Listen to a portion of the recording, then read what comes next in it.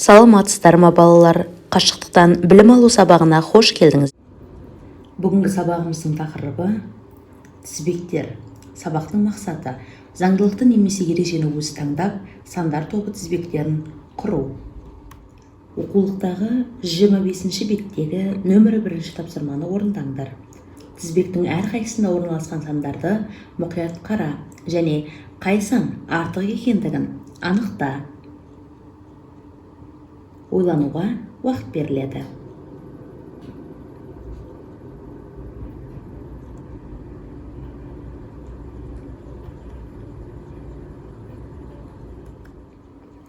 Келесі тапсырмаға назар аударамыз. Қосарланған тізбек. Заңдылықты анықтап, тізбекті жалғастыр. Оның кем дегенде 4 элементін жаз. Бұл жерде қандай заңдылыққа, не ережеге сүйенген? Сонда қосарланған тізбек былай құрылады. 1, 10, 3, 9, 5, 8, 7, 7, 9, 6, 11, 5, 13, 4, 15, 3, 17, 2, 19, 1. Екінші қатары 16, 12, 15, 11, 14, 10, 13, 9, 12, 8, 11, 7, 10, 6, 9, 5, 8, 4. Дәл осылай қосарланған тізбек жалғасады. Жарайсыңдар балалар. Фигураның жазбасын тап. Қалған жазбалардан қандай фигуралар алынады? Ойлануға уақыт беріледі.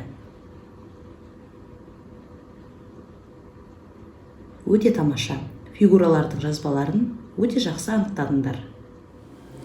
Келесі тапсырмаға назар аударамыз. Боялған фигураның ауданы тіктөртбұрыш ауданының қандай бөлігін құрайды? Математика күнделікті өмірде. Ойланыңыз. Нөмір 6 есепті шығар. Оқып, танысып шығыңыздар.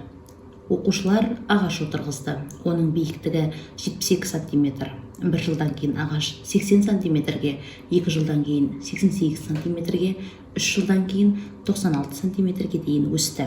Егер ағаштың өсу заңдылығы өзгермейтін болса, 9 жылдан кейін ағаштың биіктігі қандай болады? Есеп не туралы? Не байқадыңыздар? Ендеше есептің шартын бірге құрайық.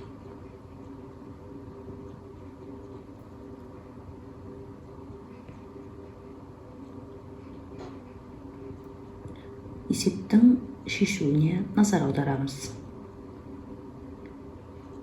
80 мен 72-нің айырмасының нәтижесінде 8 см, яғни бұл 1 жылда өскен. 88 мен 80-нің айырмасынан 8 см, 2 жылда өскені. 96 мен 88-нің айырмасының мәні 8 см, бұл 3 жылда өскені. 3 жылда тағы 8 см өсіп, 24 сантиметрге биіктетеді. Ендеше барлық уақытта 8 сантиметр өсіп отырған. Біз әр жылда 8 сантиметрге биіктеп өскенін білеміз. Олай болса, 8 пен 9-ның көбейтіндісінен 72 сантиметр. 72-ні 72-ге қосып 144 сантиметр шығады. Жауабы ағаштың биіктігі 9 жылдан кейін 144 сантиметрге жетеді. Жарайсыңдар балалар.